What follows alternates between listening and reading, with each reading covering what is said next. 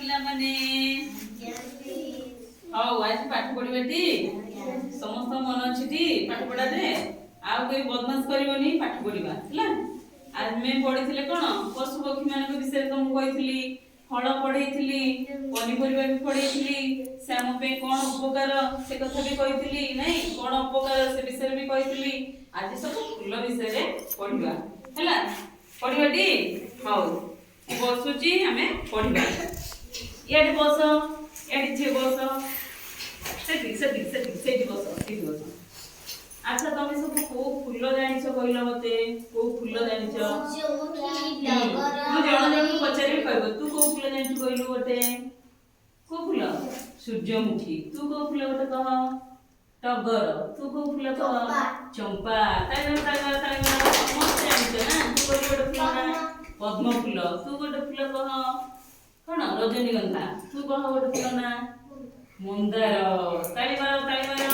ତୁ ଗୋଟେ ଫୁଲ ନା କହ? ଗୋଲାପ ଫୁଲ। ତୁ କହ? ଗୋଲାପ। ଆଉ ଅଛି କଣ? ରଜନୀଗନ୍ଧା ଅଛି, ସୁଗନ୍ଧରାଜ ଗଛ ଅଛି ନାଇଁ? ତମ ଆଡେ ସବୁ ଫୁଲ ଗଛ ଲଗେଇଛନ୍ତି?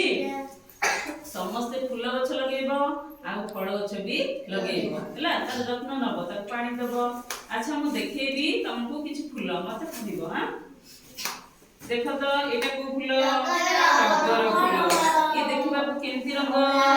ଧଳା କଲର। ଏହା ପତ୍ର କେମିତି ଦେଖିବାକୁ? ସବୁଜ ରଙ୍ଗ ନା? ଫୁଲ ଆମେ କଣ କରୁ? ଫୁଲ ଆମେ ଠାକୁରଙ୍କ ପାଖକୁ ନେଉ ନା? ଇଏ ଫୁଲ ଗଛ ଲଗେଇଲେ ବି ଆମ ଘର କଣ ହୁଏ? ଘର ଦ୍ୱାର ସୁନ୍ଦର ଦେଖାଯାଏ। ତାପରେ ଏଇଟା କୋଉ ଫୁଲ? ପଦ୍ମ ଫୁଲ। ତାଳି ମାର ତା ପାଇଁ। ପଦ୍ମ ଫୁଲ। ଆଚ୍ଛା ପଦ୍ମ ଫୁଲ ଦେଖିବାକୁ କେମିତି କଲର? ଗୋଲାପୀ କଲର। ତା ପତ୍ରଟା ଦେଖିଛ କେମିତି? ସବୁଜ କଲର। ଏ କୋଉଠି ହୁଏ କି ଏଇ ଫୁଲଟା? ପାଣି ଭିତରେ ହୁଏ। ହଁ ତାଳି ମାର ତା ପାଇଁ ହେଲା। ତାପରେ ଏଇଟା କୋଉ ଫୁଲ କହିଲ? ଚମ୍ପା ଫୁଲ। ନାଇଁ ତମ ବାରିରେ ଅଛି ଚମ୍ପା ଗଛ? ହଁ ଏ ଫୁଲ କଣ ହୁଏ? ଯୋଉ ଦେଖିବାକୁ କେମିତି ତାର ରଙ୍ଗ? ହଳଦିଆ କଲର ହେଲା। ଧଳା ବି ଅଛି, ଗୋଲାପୀ ବି ଅଛି, ସବୁ କଲର ଅଛି। ତା ପତ୍ର କେମିତି ରଙ୍ଗ କୁହ? ସବୁଜ କଲର। ତାପରେ ଏଇଟା କୋଉ ଫୁଲ ଦେଖ? ମନ୍ଦାର ଫୁଲ। ମନ୍ଦାର ଫୁଲ ଦେଖିବାକୁ କେମିତି କିରେ? ଲାଲ କଲର। ନାଇଁ ତମ ବାରିରେ ଅଛି ସବୁ ମନ୍ଦାର ଫୁଲ? ତା ପତ୍ର କେମିତି? ସବୁଜ କଲର। ତାପରେ ଏଇଟା କହ ତୁ କୋଉ ଫୁଲ? ଗୋଲାପ ଫୁଲ। ତମ ବାରିରେ ଅଛି? ଏ ଗୋଲାପ ପତ୍ର କେମିତି ଦେଖିବାକୁ? ସବୁଜ। ସେ ଫୁଲଟା ଦେଖିବାକୁ କେମିତି? ଗୋଲାପୀ କଲର। ଧଳା ବି ଅଛି ନାଇଁ? ସବୁ କଲର ଅଛି। ତାପରେ ଏଇଟା ଦେଖ କୋଉ ଫୁଲ? କନିଆରୀ ଫୁଲ। ଦେଖିଲୁ ଏଇଟା କୋଉ କଲର? ଏଇଟା କୋଉ କଲର? କନିଆରୀ ଫୁଲ। ଏଇଟା ହେଲା ହଳଦିଆ ଗଛ ନାଇଁ? ସେଇଠି ତମ ବାରିରେ ନାହିଁ? ହଳଦିଆ କଲର। ଆ ପତ୍ର କେମିତି? ସବୁଜ ଆଉ ସରୁ ସରୁ ହେଲା। ହେଲା। ତାପରେ ଦେଖ ଏପଟେ ଦେଖ ଆଉ ଫୁଲ ଆଣିଛି ଦେଖ। ଏଇଟା କୋଉ ଫୁଲ କୁହ ତ? ଏଇଟା ହେଲା ଈଶ୍ୱର ଜଟା ଫୁଲ ହେଲା। ଏମିତି ଜଟ ଭଳିକା ଥାଏ। ତା କଲର କେମିତି କହିଲ? ପିଙ୍କ କଲର ଅଛି। ତା ପତ୍ର ସବୁଜ କଲର। ଏଇଟା କୋଉ ଫୁଲ କହ? ସୂର୍ଯ୍ୟମୁଖୀ। ନାଇଁ ସୂର୍ଯ୍ୟମୁଖୀ ସବୁ କଣ? ସବୁ ବିଲ ବାଡିରେ ଆମେ ଚାଷ କରୁ। ସେ ଫୁଲରୁ ମଧ୍ୟ କଣ ହୁଏ? ତେଲ ବାହାର ହୁଏ। ସେ ତେଲଟା ଆମ ପାଇଁ ବହୁତ ଦରକାରୀ ନା? ଆମେ ଖାଦ୍ୟ ରୂପେ ମଧ୍ୟ ସେ ତେଲକୁ ବ୍ୟବହାର କରୁ ନାଇଁ? ତା ପତ୍ର କେମିତି? ସବୁଜ। ଏଇଟା କୋଉ ଫୁଲ କୁହ?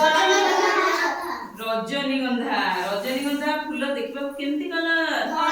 ଧଳା କଲର। ତା ପତ୍ର ସବୁଜ କଲର। ଏଇଟା ପିଲେ କୁହ ସୁଗନ୍ଧରାଜ ଗଛ। ଏଇ ଫୁଲଟା ଭାରି ବାସ୍ନା ହୁଏନି? ଯେତେବେଳେ ଫୁଟିବ କଣ ହବ? ଆମ ଘର ଦ୍ୱାର ସବୁ ବାସ୍ନାରେ ମହକି ଉଠିବ ନାଇଁ? ଏ ଫୁଲ ଦେଖିବାକୁ କେମିତି କଲର? ଧଳା। ୟା କଲର କେମିତି? ପତ୍ରର କଲର ସବୁଜ। ତାହେଲେ ଏଇଟା ହେଲା କୋଉ ଫୁଲ? କଇଁ ଫୁଲ। କଇଁ ଫୁଲ କୋଉଠି ଫୁଟେ କିରେ? ପାଣିରେ ଫୁଟେ ନାଇଁ? ତାହେଲେ ସବୁ ପାଣିରୁ ଯାଉ ଆଣିବା ପାଇଁ ଫୁଲ ହେଲା। ତାପରେ ଏଇଟା ତା ପତ୍ରଟା କେମିତି କଲର? ସବୁଜ।